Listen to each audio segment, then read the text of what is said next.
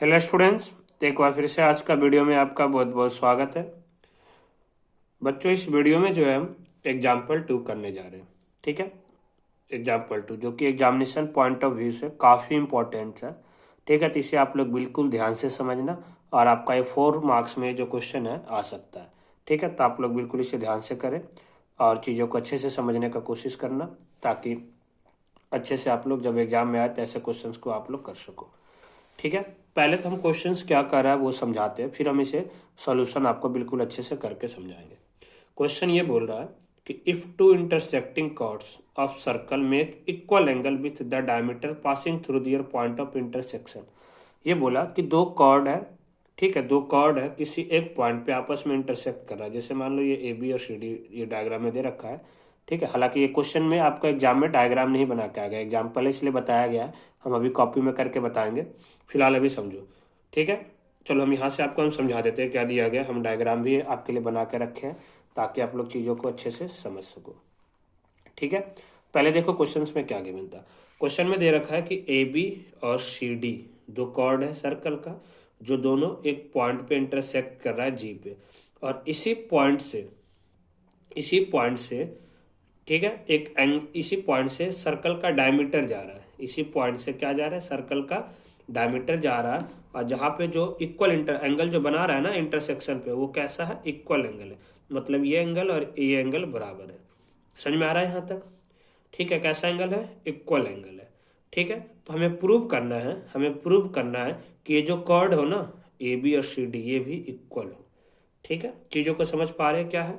चीज़ों का आप लोग, आई होप कि आप लोग अच्छे से समझ पा रहे होंगे कि किस तरह से चीज़ों को करना था। ठीक है स्टूडेंट्स, ये आपका है एग्जाम्पल 2।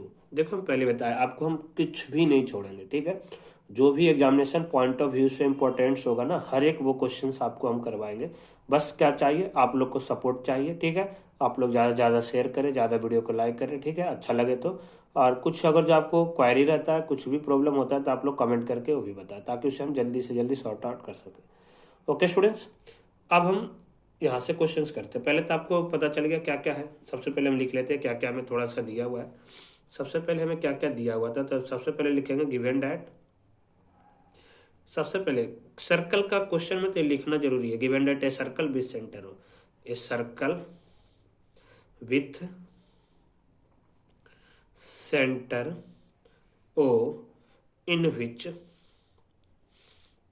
जिसमें क्या है, एक सर्कल है जिसका सेंटर ओ है, और उसमें क्या दिया हुआ, in which A B and C D are the chords of circle which intersect at point O, which intersect at point O। ठीक है, इतना चीज आपको दिया था कि ए बी और सी डी जो है, जो कॉर्ड है सर्कल का, जो दोनों आपस में ओ पॉइंट पे क्या कर रहा है, इंटरसेक्ट कर रहा है। ठीक है, साथ साथ में हमें और भी दे रखा है, E F R the diameter of circle, E F and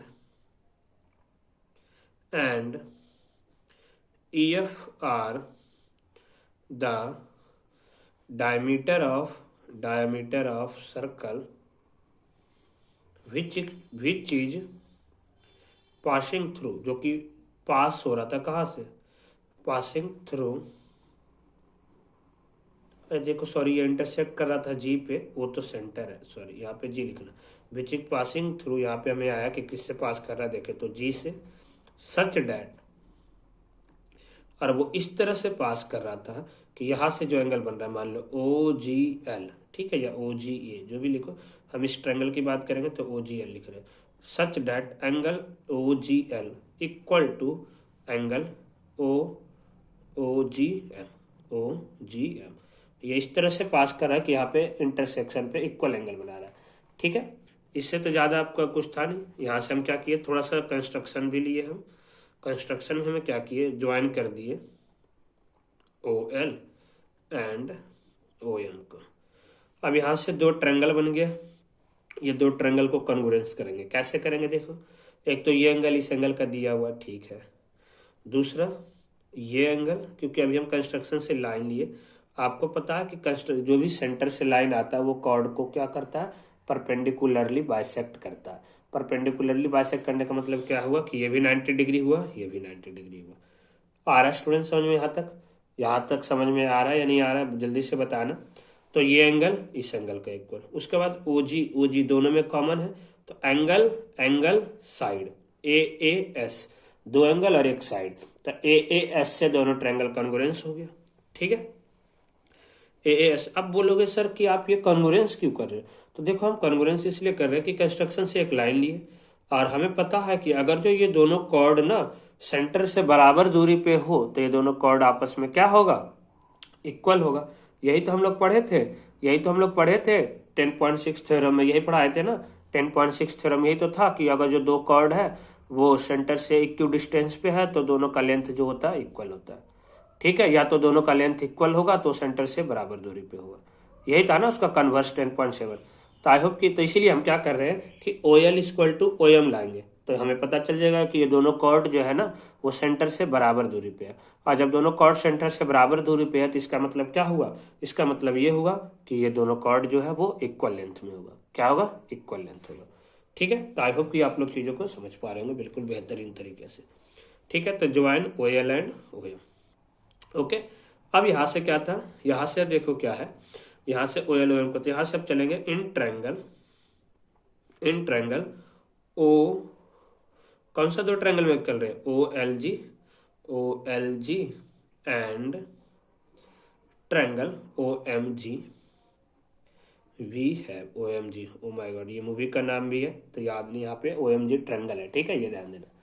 यहाँ से देखो क्या हो गया, सबसे पहले हम लोग लिखेंगे OLG equal to angle OMG का। क्यों? क्योंकि दोनों इक्वल है 90 डिग्री का, etch equal to 90 degree.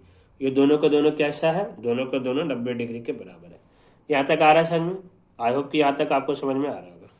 After then देखो क्या होगा, एंगल OGL इस ट्रायंगल का तो इक्वल है एंगल OGM का। ये क्या है? तो देखो ये हमें गिवन है, ये तो हमें गिवन है क्योंकि वो इंटरसेक्शन पे इक्वल एंगल बना रहा था, तो ये क्या है? गिवन है। ठीक है, यहाँ तक समझ में आ गया? आई होप कि यहाँ तक आपको बिल्कुल अच्छे से समझ में आ गया होगा। After then OG equal to OG, ये क्या है? कॉमन साइड है। क्या है बच्चों? कॉमन साइड हो गया। तो बाय